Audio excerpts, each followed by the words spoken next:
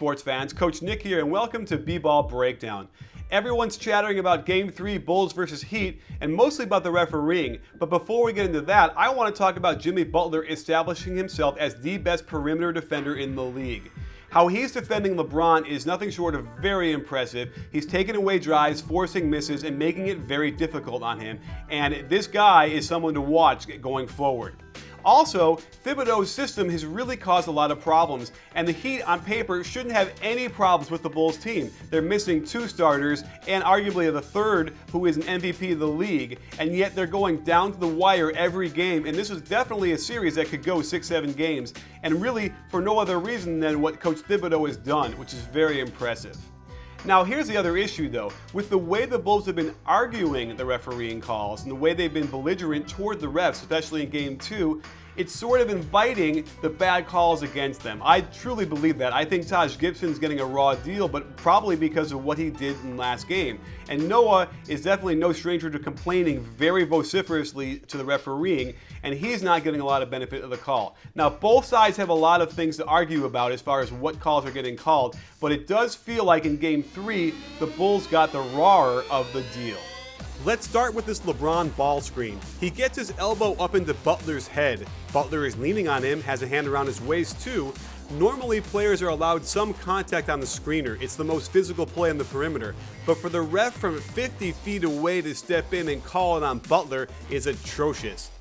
On this LeBron post-up, Butler is slapping at the ball. Normally this isn't even close to a foul, but from his angle, Joey Crawford absolutely cannot see whatever foul he thinks occurred.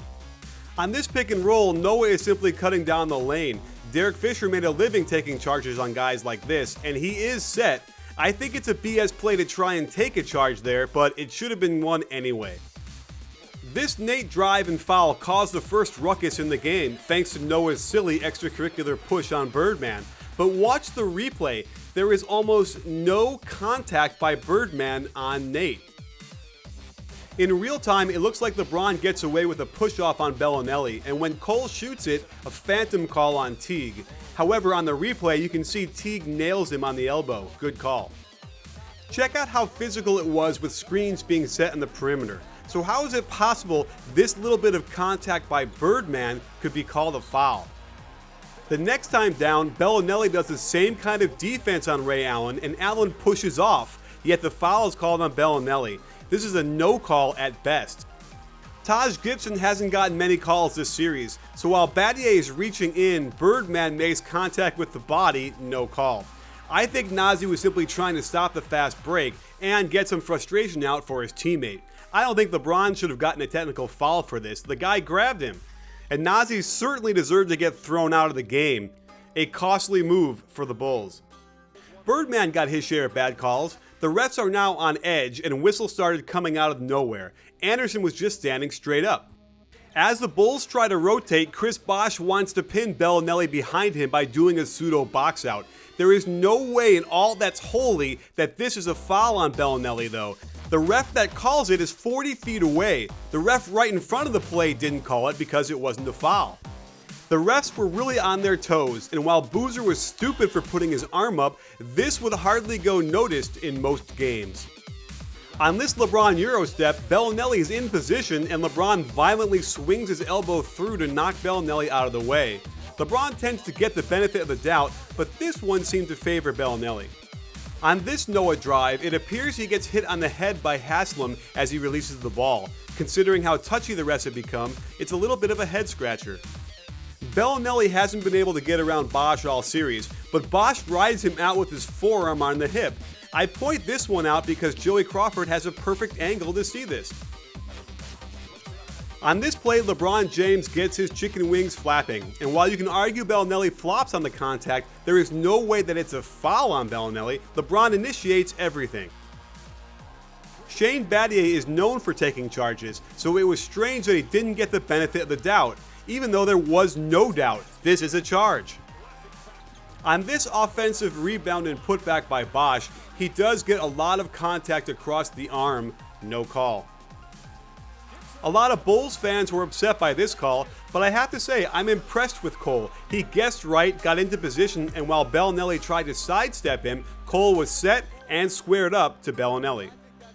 Here's a strange call, seeing as though it was at the end of the quarter, but it certainly riled up Bulls fans. Look at what Noah does though, a clear clampdown by Noah on Birdman's arm, which is just silly to do. Another call that LeBron gets going to the basket in a crucial part of the game. Butler has his hand straight up, and while there is slight contact with the body, hardly enough to affect the shot, especially considering what hadn't been called to this point. Another costly foul on the Bulls when Noah gets whistled for an over the back. The whistle comes late in reaction to Bosh flailing to the floor like a seal. On the replay, Noah does a pretty good job of going straight up to get the rebound. The only way to see if it's a foul is from this angle under the basket. There is no way to perceive a foul from where the ref was standing. On this Wade closeout to Bellinelli, he whacks him across the wrist on the release of the three-point shot. Another head scratcher, as we've seen this call made often in the other semifinal series. Another Battier charge called the block. He was set, in position, and took it right in the chest. Given Battier's reputation, a real head scratcher.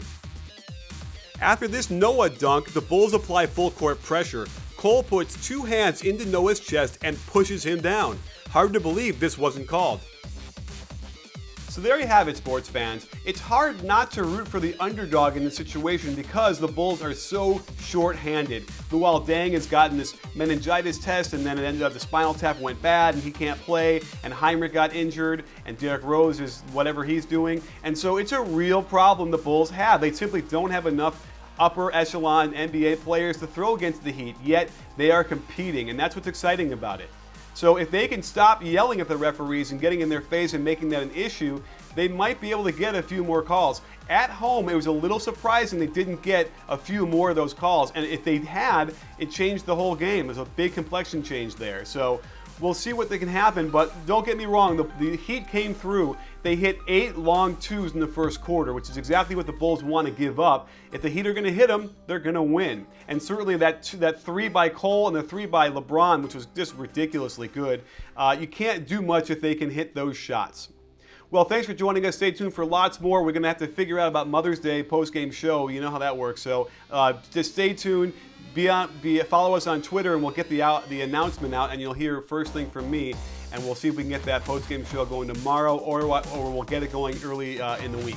Well, thanks for joining us, and don't forget, at B-Ball Breakdown, we're not a channel, we're a conversation. You in?